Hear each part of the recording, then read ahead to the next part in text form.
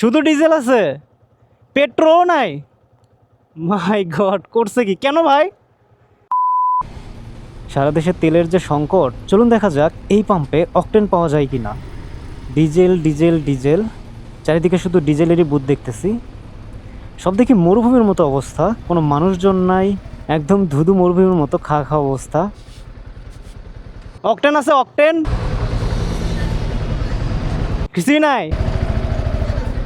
শুধু ডিজেল আছে, পেট্রোল নাই?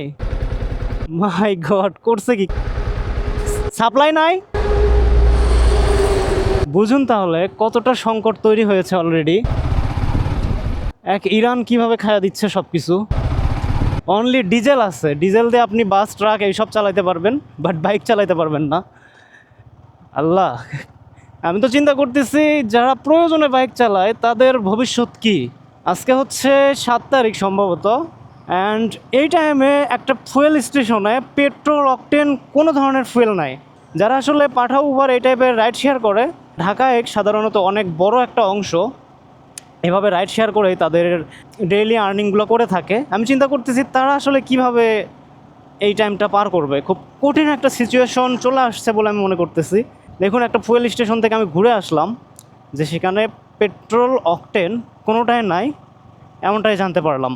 তো যাই হোক, সামনে যে আরও কীরকম দিন দেখতে হবে এটাই আসলে ভাবার বিষয়। তবে যেমনই দিন হোক আমি চাই ইরান জিতুক। তো যাই হোক, পেট্রোল অকটেন এই যে দুর্লভ অবস্থাটা, এই অবস্থাটা কবে কেটে উঠবে জানি না। এটা হচ্ছে আমাদের বগুড়া জেলার মোকামতলা নামক একটা এরিয়া, এখানকার অবস্থা আপনাদের জানালাম। জানি না অন্যান্য এলাকায় কী অবস্থা।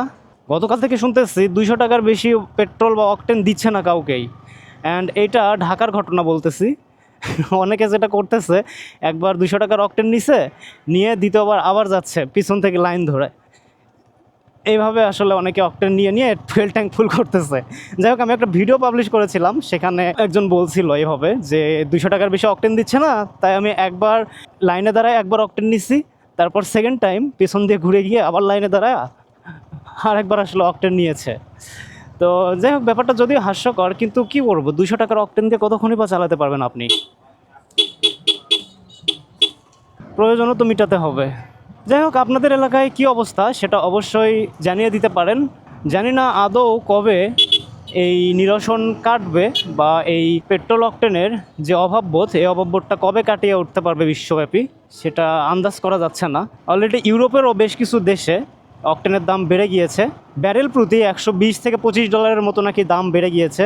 এখন সেই সূত্র ধরে খুব সম্ভবত আমাদের দেশেও দাম বেড়েছে, বা ভবিষ্যতে আরও বাড়বে কিনা জানি না। তো এই ছিল আমাদের এলাকার আপডেট।